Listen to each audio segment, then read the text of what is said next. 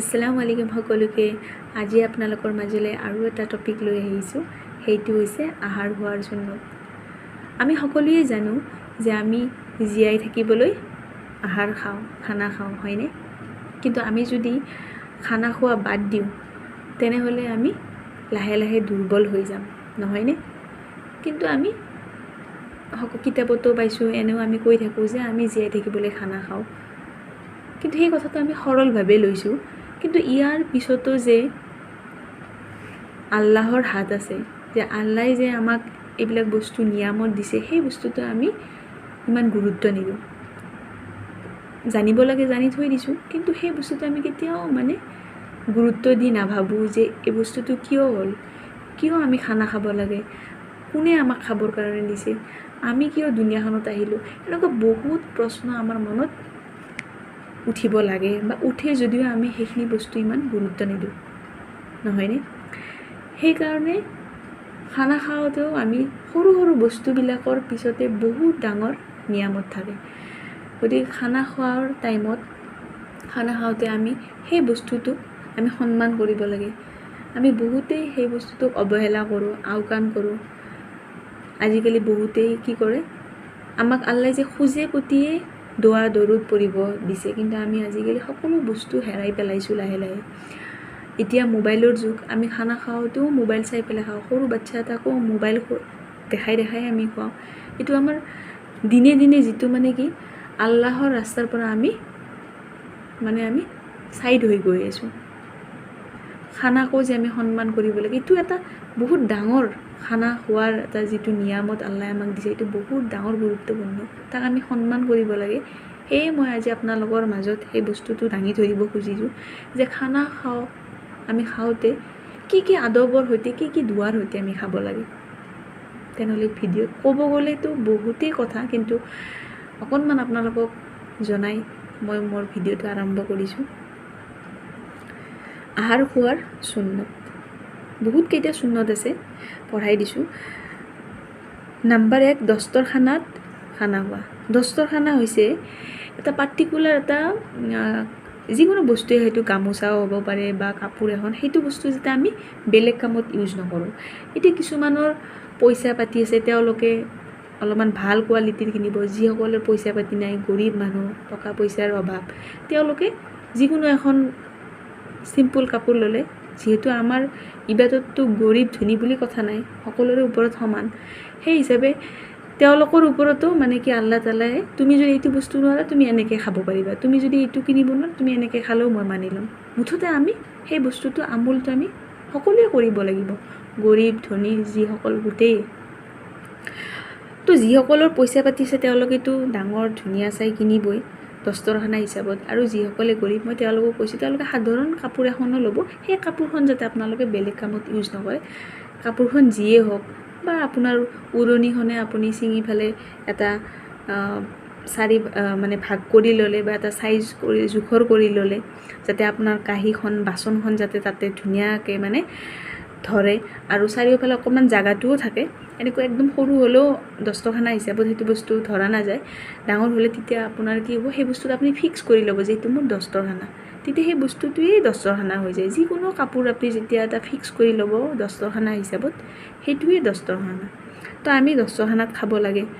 খালে আমাৰ খোৱা বস্তুবিলাক তেতিয়া মাটিত পৰি নাযায়, দস্তৰখানাত পৰিলে আমি সেই বস্তুটো উঠাই পেলাই খাব পাৰোঁ।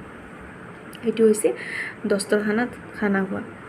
2 নম্বৰ দিছে, দুয়ো হাত কব্জালৈ ধোৱা। সৰু গাঁঠিলৈ দুয়োখন হাত আমি ধুব লাগে খানা খোৱাৰ আগত। খানা খোৱা আৰম্ভ কৰোঁতে উচ্চ স্বৰে বিছমিল্লা পঢ়া, বিছমিল্লাও পঢ়িব লাগে। আৰু খানা খোৱাৰ এটা দুৱাও আছে, আল্লাহুম্মা বাৰিক লানা ফিমা ৰাজাকতানা ওয়াকিনা আযাবান্নাৰ বিছমিল্লাহি ওয়া আলা বাৰাকাতিল্লাহ। যদি মোৰ ভুল হৈছে আল্লাহে মোক মাফ কৰক। নম্বৰ 4, সো হাতেৰে খানা খোৱা। নম্বৰ 5, সো হাতেৰে আমি খানা সকলোৱে খাওঁ, এইটো বাৰু আমি সুন্নত কৰি আছোঁ। নম্বৰ 5, খানাৰ মজলিছত যিজন মানুহ সকলোৰে বুজুৰ্গ আৰু ডাঙৰ, তেনেকুৱা মানুহৰ দ্বাৰা খানা আৰম্ভ কৰা ঘৰত যিটো আমাৰ আব্বা আম্মা থাকে বা নানা নানি থাকে বা দাদা দাদি থাকে আমি তেওঁলোকক সন্মান কৰি তেওঁলোকক আগত খাব দিব লাগে, তাৰপিছত আমি খাব লাগে। এনেকুৱা এটা নিয়ম আমি কৰোঁৱেই। নম্বৰ 6 দিছে, যদি কোনো লোকমা পৰি যায় তেতিয়াহ'লে ইয়াক উঠাই লৈ পৰিষ্কাৰ কৰি খোৱা। এইটোৱেই কৈছে, যদি কিবা বস্তু খানা খাই থাকোঁতে আমাৰ মুখৰ পৰা বা হাতৰ পৰা এনেকৈ লোকমাটো ভিতৰত লোৱাৰ আগতে পৰি যায়, সেই বস্তুটো আমি ধুই ভালে পৰিষ্কাৰ কৰি খাব লাগে।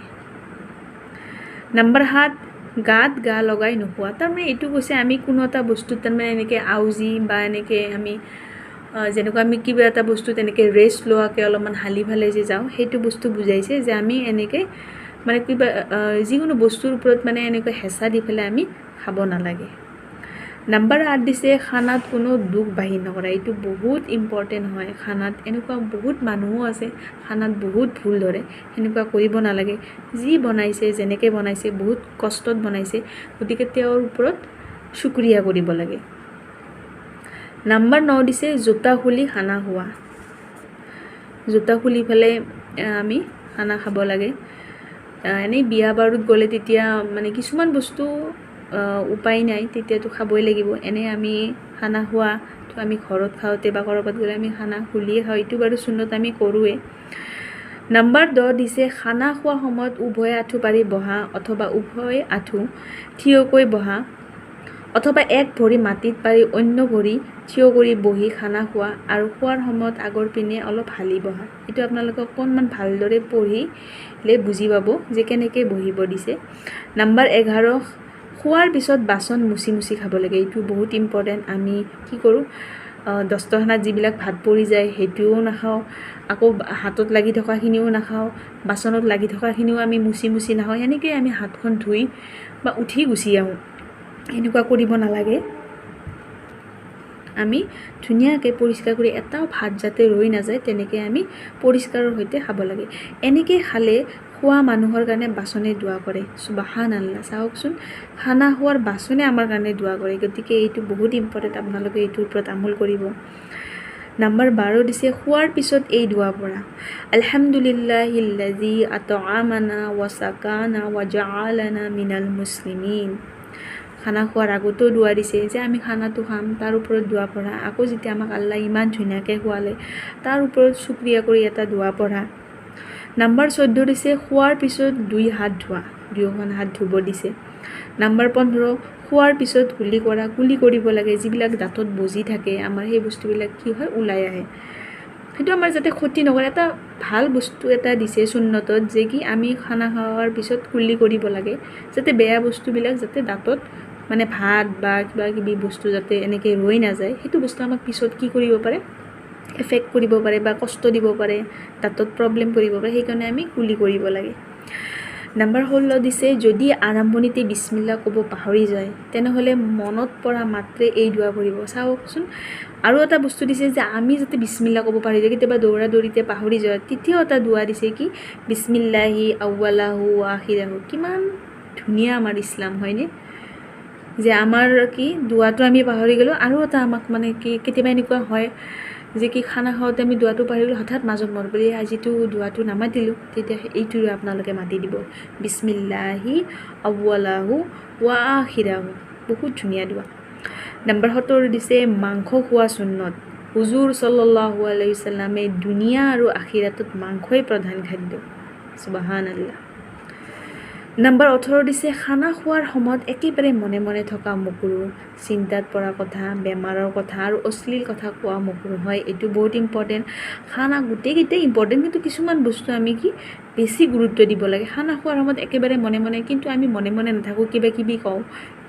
কিন্তু কিবা কিবি ক'লেও আমি যি টি কথা পাতিব নোৱাৰোঁ, বা কিবা অমুকৰ বেমাৰ হ'ল, অমুকৰ এইবিলাক কথা চিন্তাত পৰিলে খানা খোৱা তাৰ টাইমত যদি আমি এনেকুৱা দুখ লগা কথা কওঁ, তেতিয়া আমাৰ মানে কি খানাটোৰ প্ৰতি মানে ইচ্ছা নোহোৱা হৈ যায়, খাব মনটো বেয়া লাগি যায়, বা বেয়া কথা কৈ পেলাই আমি বহুত জোৰে জোৰে হাঁহি দিওঁ।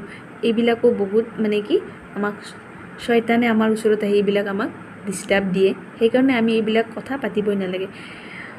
এনে চিম্পল কিবা কথা পাতিলে সেইটোৱে হ'ব, ইমান বেছি কথা পাতিব নালাগে, একেবাৰে মনে মনেও থাকিব নালাগে।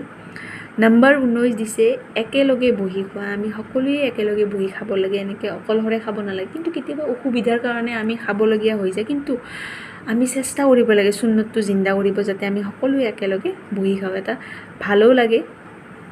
নম্বৰ লাষ্ট দিছে 20 নম্বৰ দিছে যি পৰিমাণ খানা বা যেনেকুৱাই খানা হওক আল্লাহৰ নিয়ামত বুলি ভাবি। হয়, এইটোৱে কৈছে যে যেনেকুৱাই খানা হওক, গৰীবে যেনেকুৱা খানা খায়, ধনীয়ে যেনেকুৱা খানা খায়, আমি সেইটোৰ ওপৰতে শুক্ৰিয়া কৰিব লাগে। এইটো হৈছে আহাৰ খোৱাৰ সুন্নত। আশা কৰোঁ আপোনালোকে ভিডিঅ'টো ভাল পালে আৰু আপোনালোকে ইয়াৰ ওপৰত বেছি বেছি আমল কৰিব। আৰু যদি মোৰ কিবা ভুল হৈছে আল্লাহৰ ৱাস্তে মাফ কৰি দিব। আজিলৈ ইমানেই। আসসালামু আলাইকুম।